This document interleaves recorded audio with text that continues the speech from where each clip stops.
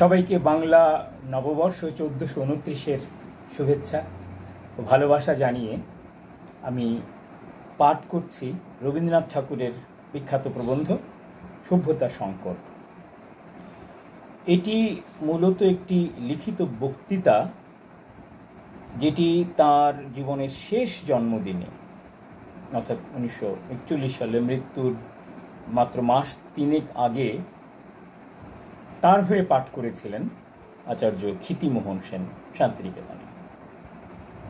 এটি এতদিন বাদে আজ আবার পাঠ করার পেছনে একটি কারণ, যে এর সমকালীনতা, এর প্রাসঙ্গিকতা, বিশেষ করে বর্তমানে পৃথিবীতে যে বৈশ্বিক রাজনীতি, বৈশ্বিক প্রতিহিংসার ডামাডোল আমরা লক্ষ্য করছি, সেই পরিপ্রেক্ষিতে এটি যে কত বেশি প্রাসঙ্গিক সেই সত্যটুকু তুলে ধরার জন্য, এবং এর ভেতর দিয়ে যে বার্তাটি আমরা পাচ্ছি সেটিকে যেন আমরা অনুধাবন করে আত্মস্থ করে আমাদের ব্যক্তিগত, সামাজিক এবং রাষ্ট্রীয় জীবনে প্রয়োগ করতে পারি, তেমনি একটি প্রত্যাশা নিয়ে। তাহলে শোনা যাক রবীন্দ্রনাথ ঠাকুরের সভ্যতার সংকট প্রবন্ধটি।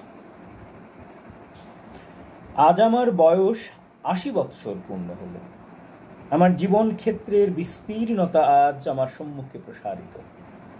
পূর্বতম দিগন্তে যে জীবন আরম্ভ হয়েছিল তার দৃশ্য অপর প্রান্ত থেকে নিঃশক্ত দৃষ্টিতে দেখতে পাচ্ছি এবং অনুভব করতে পাচ্ছি যে আমার জীবনের এবং সমস্ত দেশের মনোবৃত্তির পরিণতি দ্বিখণ্ডিত হয়ে গেছে। সেই বিচ্ছিন্নতার মধ্যে গভীর দুঃখের কারণ আছে। বৃহৎ মানব বিশ্বের সঙ্গে আমাদের প্রত্যক্ষ পরিচয় আরম্ভ হয়েছে সেদিনকার ইংরেজ জাতির ইতিহাসে। আমাদের অভিজ্ঞতার মধ্যে উদ্ঘাটিত হলো একটি মহৎ সাহিত্যের উচ্চ শিখর থেকে ভারতের এই আগন্তুকের চরিত্র পরিচয়। তখন আমাদের বিদ্যালাভের পথ্য পরিবেশনে প্রাচুর্য ও বৈচিত্র্য ছিল না। এখনকার যে বিদ্যা জ্ঞানের নানা কেন্দ্র থেকে বিশ্ব প্রকৃতির পরিচয় ও তার শক্তির রহস্য নতুন নতুন করে দেখাচ্ছে, তার অধিকাংশ ছিল তখন নেপথ্যে, অগোচরে। প্রকৃতি তত্ত্বে বিশেষজ্ঞের সংখ্যা ছিল অল্পই। তখন ইংরেজি ভাষার ভিতর দিয়ে ইংরেজি সাহিত্যকে জানা ও উপভোগ করা ছিল মার্জিত মনা বৈধব্যের পরিচয়। দিন রাত্রি মুখরিত ছিল বার্কের বাগ্মিতায়, মেকলের ভাষা প্রবাহের তরঙ্গভঙ্গে। নিয়তই আলোচনা চলত শেক্সপিয়ারের নাটক নিয়ে, বায়রনের কাব্য নিয়ে, এবং তখনকার পলিটিক্সে সর্বমানবের বিজয় ঘোষণায়।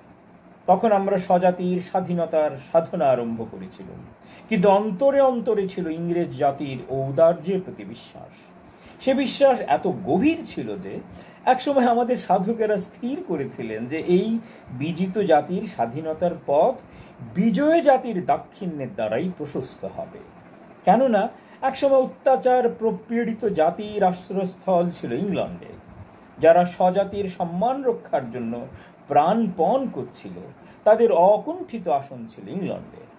মানব মৈত্রীর বিশুদ্ধ পরিচয় দেখেছি ইংরেজ চরিত্রে। তাই আন্তরিক শ্রদ্ধা নিয়েই ইংরেজকে হৃদয়ের উচ্চাসনে বসিয়েছিলেন। তখনও সাম্রাজ্য মদমত্ততায় তাদের স্বভাবের দাক্ষিণ্য কলুষিত হয়নি। আমার যখন বয়স স্বল্প ছিল, ইংল্যান্ডে গিয়েছিলেন। সেই সময় জন ব্রাইটের মুখ থেকে পার্লামেন্ট এবং তার বাহিরে কোনো কোনো সভায় যে বক্তৃতা শুনেছিলেন, তাতে শুনেছি চিরকালের ইংরেজের বাণী। সেই বক্তৃতায় হৃদয়ের ব্যাপ্তি জাতিগত সকল সংকীর্ণ সীমাকে অতিক্রম করে যে প্রভাব বিস্তার করেছিল, সে আমার আজ পর্যন্ত মনে আছে, এবং আজকের এই শ্রীভ্রষ্ট দিনেও আমার পূর্বস্মৃতিকে রক্ষা করছে। এই পরনির্ভরতা নিশ্চয়ই আমাদের শ্লাঘার বিষয় ছিল না, কিন্তু এর মধ্যে এইটুকু প্রশংসার বিষয় ছিল যে আমাদের আবহমান কালের অনভিজ্ঞতার মধ্যেও মানুষের যে একটি মহৎ রূপ সেদিন দেখেছি, তা বিদেশীয়কে আশ্রয় করে প্রকাশ পেলেও তাকে শ্রদ্ধার সঙ্গে গ্রহণ করবার শক্তি আমাদের ছিল ও কুণ্ঠা আমাদের মধ্যে ছিল। কারণ মানুষের মধ্যে যা কিছু শ্রেষ্ঠ তা সংকীর্ণভাবে কোনো জাতির মধ্যে বদ্ধ হতে পারে না। তা কৃপণের অবরুদ্ধ ভাণ্ডারের সম্পদ নয়। তাই ইংরেজের যে সাহিত্যে আমাদের মন পুষ্টি লাভ করেছিল, আজ পর্যন্ত তার বিজয় শঙ্খ আমার মনে মন্দ্রিত হয়েছে। সিভিলাইজেশন, যাকে আমরা সভ্যতা নাম দিয়ে তর্জমা করেছি, তার যথার্থ প্রতিশব্দ আমাদের ভাষায় পাওয়া সহজ নয়। এই সভ্যতার যে রূপ আমাদের দেশে প্রচলিত ছিল, মনু তাকে বলেছেন সদাচার, অর্থাৎ তা কতকগুলি সামাজিক নিয়মের বন্ধন। সেই নিয়মগুলির সম্বন্ধে প্রাচীনকালে যে ধারণা ছিল, সেও একটি সংকীর্ণ ভূগোলখণ্ডের মধ্যে বদ্ধ। সরস্বতী ও দৃষদ্বতী নদীর মধ্যবর্তী যে দেশ ব্রহ্মাবর্ত নামে বিখ্যাত ছিল, সেই দেশে যে আচার পারম্পর্যক্রমে চলে এসেছে তাকেই বলে সদাচার। অর্থাৎ এই আচারের ভিত্তি প্রথার উপরেই প্রতিষ্ঠিত, তার মধ্যে যত নিষ্ঠুরতা, যত অবিচারই থাক। এই কারণে প্রচলিত সংস্কার আমাদের আচার ব্যবহারকেই প্রাধান্য দিয়ে চিত্তের স্বাধীনতা নির্বিচারে অপহরণ করেছে। সদাচারের যে আদর্শ একদা মনু ব্রহ্মাবর্তে প্রতিষ্ঠিত দেখেছিলেন, সেই আদর্শ ক্রমশ লোকাচারকে আশ্রয় করলেন। আমি যখন জীবন আরম্ভ করেছিলাম, তখন ইংরেজি শিক্ষার প্রভাবে এই বাহ্য আচারের বিরুদ্ধে বিদ্রোহ দেশের শিক্ষিত মনে পরিব্যাপ্ত হয়েছিল। রাজনারায়ণ বাবু কর্তৃক বর্ণিত তখনকার কালের শিক্ষিত সম্প্রদায়ের ব্যবহারের বিবরণ পড়লে সে কথা স্পষ্ট বোঝা যাবে। এই সদাচারের স্থলে সভ্যতার আদর্শকে আমরা ইংরেজ জাতির চরিত্রের সঙ্গে মিলিত করে গ্রহণ করেছিলাম। আমাদের পরিবার এই পরিবর্তন কি ধর্মমতে, কি লোকব্যবহারে, ন্যায়বুদ্ধির অনুশাসনে পূর্ণভাবে গৃহীত হয়েছিল। আমি সেই ভাবের মধ্যে জন্মগ্রহণ করেছিলাম এবং সেই সঙ্গে আমাদের স্বাভাবিক সাহিত্যানুরাগ ইংরেজকে উচ্চাসনে বসিয়েছিল। এই গেল জীবনের প্রথম ভাগ।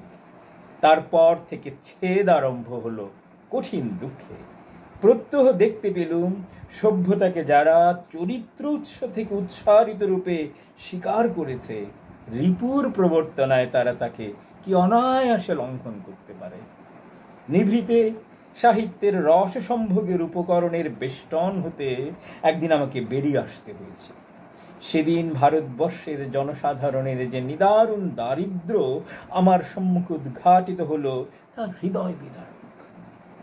অন্ন, বস্ত্র, পানীয়, শিক্ষা, আরোগ্য প্রভৃতি মানুষের শরীর মনের পক্ষে যা কিছু অত্যাবশ্যক, তার এমন নিরতিশয় অভাব বোধহয় পৃথিবীর আধুনিক শাসন চালিত কোনো দেশেই ঘটেনি।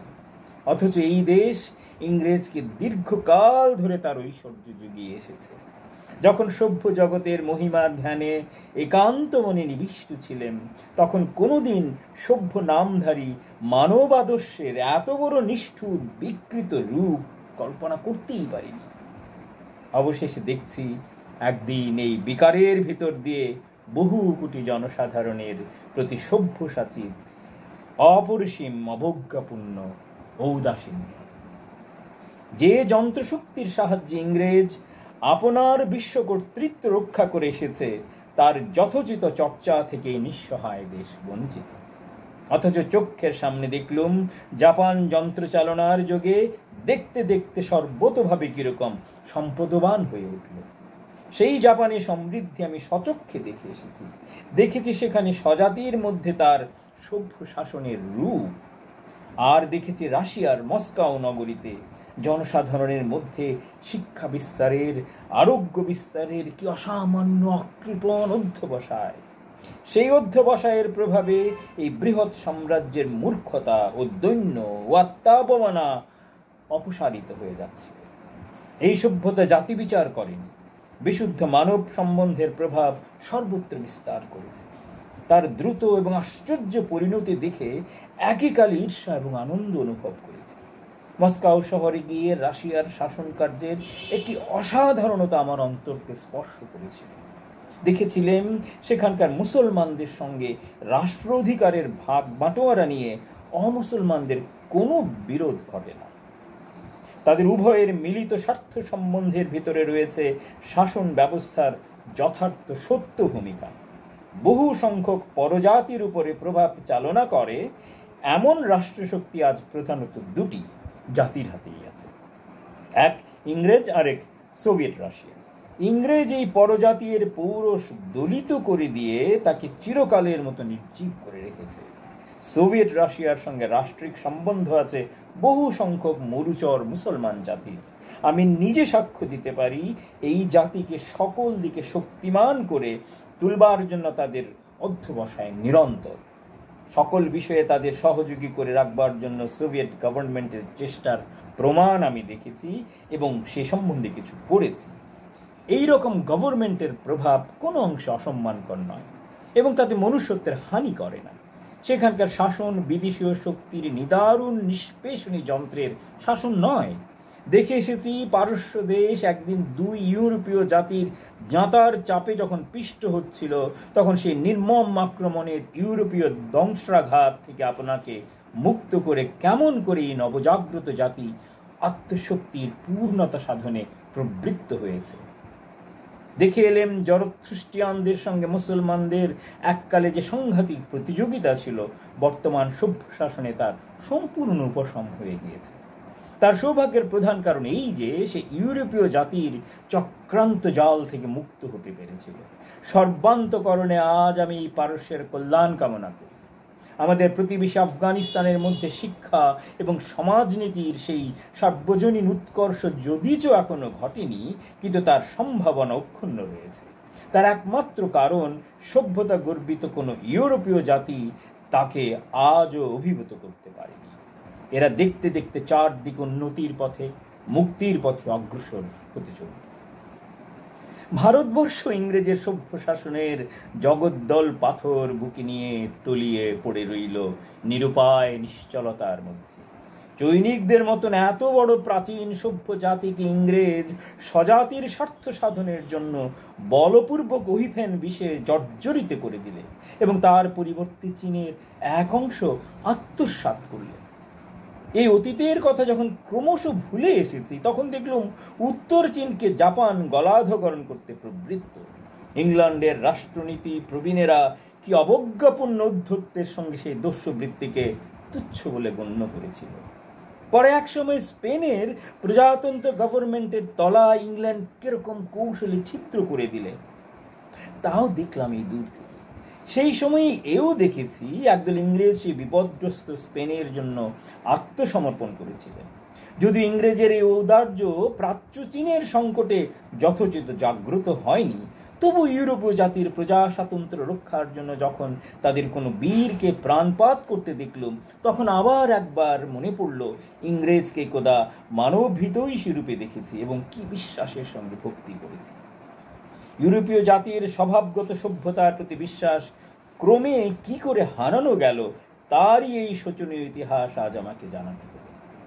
সভ্য শাসনের চালনায় ভারতবর্ষের সকলের চেয়ে যে দুর্গতি আজ মাথা তুলে উঠেছে, সে কেবল অন্ন বস্ত্র শিক্ষা এবং আরোগ্যের শোকাবহ অভাব মাত্র নয়, সে হচ্ছে ভারতবাসীর মধ্যে অতি নৃশংস আত্মবিচ্ছেদ, যার কোনো তুলনাই দেখতে পায়নি ভারতবর্ষের বাইরে মুসলমান সাহিত্য শাসন চালিত দেশে।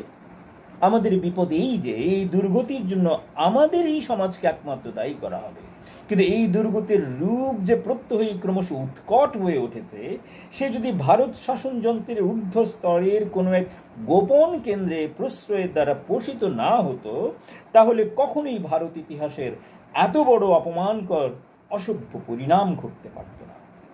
ভারতবাসী যে বুদ্ধি সামর্থ্যে কোনো অংশে জাপানের চেয়ে ন্যূন, এই কথা বিশ্বাসযোগ্য নয়। এই দুই প্রাচ্য দেশের সর্বপ্রধান প্রভেদ এই, ইংরেজ শাসনের দ্বারা সর্বতভাবে অধিকৃত ও অভিভূত ভারত, আর জাপান এইরূপ কোনো পাশ্চাত্য জাতির পক্ষ ছায়ার আবরণ থেকে মুক্ত। এই বিদেশীয় সভ্যতা, যদি একে সভ্যতা বলো, আমাদের কি অপহরণ করেছে তা জানি। সে তার পরিবর্তে দণ্ড হাতে স্থাপন করেছে যাকে নাম দিয়েছে ল অ্যান্ড অর্ডার, বিধি এবং ব্যবস্থা, যা সম্পূর্ণ বাইরের জিনিস, যা দারোয়ানি মাত্র। পাশ্চাত্য জাতির সভ্যতা অভিমানের প্রতি শ্রদ্ধা রাখা অসাধ্য হয়েছে। সে তার শক্তিরূপ আমাদের দেখিয়েছে, মুক্তিরূপ দেখাতে পারেনি। অর্থাৎ মানুষে মানুষে যে সম্বন্ধ সবচেয়ে মূল্যবান এবং যাকে যথার্থ সভ্যতা বলা যেতে পারে, তার কৃপণতা এই ভারতীয়দের উন্নতির পথ সম্পূর্ণ অবরুদ্ধ করে দিয়েছে। অথচ আমার ব্যক্তিগত সৌভাগ্যক্রমে মাঝে মাঝে মহদাস ইংরেজের সঙ্গে আমার মিলন ঘটেছে। এই মহত্ব আমি অন্য কোনো জাতির কোনো সম্প্রদায়ের মধ্যে দেখতে পাইনি। এরা আমার বিশ্বাসকে ইংরেজ জাতির প্রতি আজও বেঁধে রেখেছেন। দৃষ্টান্ত স্থলে এন্ড্রুজের নাম করতে পারি। তার মধ্যে যথার্থ ইংরেজকে, যথার্থ খ্রিস্টানকে, যথার্থ মানবকে বন্ধুভাবে অত্যন্ত নিকটে দেখবার সৌভাগ্য আমার ঘটেছিল। আজ মৃত্যুর পরিপ্রেক্ষণীতে স্বার্থ সম্পর্কহীন তার নির্ভীক মহত্ব আরো জ্যোতির্ময় হয়ে দেখা দিয়েছে। তার কাছে আমার এবং আমাদের সমস্ত জাতির কৃতজ্ঞতার নানা কারণ আছে, কিন্তু ব্যক্তিগতভাবে একটি কারণে আমি তার কাছে বিশেষ কৃতজ্ঞ। তরুণ বয়সে ইংরেজি সাহিত্যের পরিবেশের মধ্যে যে ইংরেজ জাতিকে আমি নির্মল শ্রদ্ধা একথা সম্পূর্ণ চিত্তে নিবেদন করেছিলেন, আমার শেষ বয়সে তিনি তারই জীর্ণতা ও কলঙ্ক মোচনে সহায়তা করে গেলেন। তাঁর স্মৃতির সঙ্গে জাতির মর্মগত মাহাত্ম্য আমার মনে ধ্রুব হয়ে থাকবে। আমি এদের নিকটতম বন্ধু বলে গণ্য করেছি এবং সমস্ত মানব জাতির বন্ধু বলে মান্য করি। এদের পরিচয় আমার জীবনে একটি শ্রেষ্ঠ সম্পদ রূপে সঞ্চিত হয়ে রইল। আমার মনে হয়েছে ইংরেজের মহত্বকে এরা সকল প্রকার নৌকোডুবি থেকে উদ্ধার করতে পারবে। এদের যদি না দেখতুম এবং না জানতুম, তাহলে পাশ্চাত্য জাতির সম্বন্ধে আমার নৈরাশ্য কোথাও প্রতিবাদ পেত না। এমন সময়ে দেখা গেল সমস্ত ইউরোপে বর্বরতা কিরকম নখদন্ত বিকাশ করে বিভীষিকা বিস্তার করতে উদ্যত। এই মানব পীড়নের মহামারী পাশ্চাত্য সভ্যতার মজ্জার ভেতর থেকে জাগ্রত হয়ে উঠে আজ মানবাত্মার অপমানে দিগন্ত থেকে দিগন্ত পর্যন্ত বাতাস কলুষিত করে দিয়েছে। আমাদের হতভাগ্য নিঃসহায় নিরন্ধ্র অকিঞ্চনতার মধ্যে আমরা কি তার কোনো আভাস পাইনি? ভাগ্যচক্রের পরিবর্তনের দ্বারা একদিন না একদিন ইংরেজকে ভারত সাম্রাজ্য ত্যাগ করে যেতে হবে। কিন্তু কোন ভারতবর্ষকে সে পেছনে ত্যাগ করে যাবে? কি লক্ষ্মী ছাড়া দীনতার আবর্জনাকে? একাধিক শতাব্দীর শাসনধারা যখন শুষ্ক হয়ে যাবে, তখন এ কি বিস্তীর্ণ পঙ্কসজ্জা দুর্বিষহ নিষ্ফলতাকে বহন করতে থাকবে। জীবনের প্রথম আরম্ভে সমস্ত মন থেকে বিশ্বাস করেছিল ইউরোপের অন্তরের সম্পদ এই সভ্যতার দানকে। আর আজ আমার বিদায়ের দিনে সে বিশ্বাস একেবারে দেউলিয়া হয়ে গেল। আজ আশা করে আছি পরিত্রাণকর্তার জন্মদিন আসছে আমাদের এই দারিদ্র লাঞ্ছিত কুটিরের মধ্যে। অপেক্ষা করে থাকব সভ্যতার দৈব বাণী সে নিয়ে আসবে। মানুষের চরম আশ্বাসের কথা মানুষকে এসে শোনাবে এই পূর্ব দিগন্ত থেকেই। আজ পারের দিকে যাত্রা করেছি। পিছনের ঘাটে কি দেখে এলুম, কি রেখে এলুম, ইতিহাসের কি অকিঞ্চিৎকর উচ্ছিষ্ট সভ্যতাভিমানের পরিকীর্ণ ভগ্নস্তূপ। কিন্তু মানুষের প্রতি বিশ্বাস হারানো পাপ, সে বিশ্বাস শেষ দিন পর্যন্ত রক্ষা করবে। আশা করব মহাপ্রলয়ের পরে বৈরাগ্যের মেঘমুক্ত আকাশে ইতিহাসের একটি নির্মল আত্মপ্রকাশ হয়তো আরম্ভ হবে এই পূর্বাচলের সূর্যোদয়ের দিগন্ত থেকে। আর একদিন অপরাজিত মানুষ নিজের জয়যাত্রার অভিযানে সকল বাধা অতিক্রম করে অগ্রসর হবে তার মহৎ মর্যাদা ফিরে পাবার পথে। মনুষ্যত্বের অন্তহীন প্রতিকারহীন পরাভবকে চরম বলে বিশ্বাস করাকে আমি অপরাধ বলে মনে করি।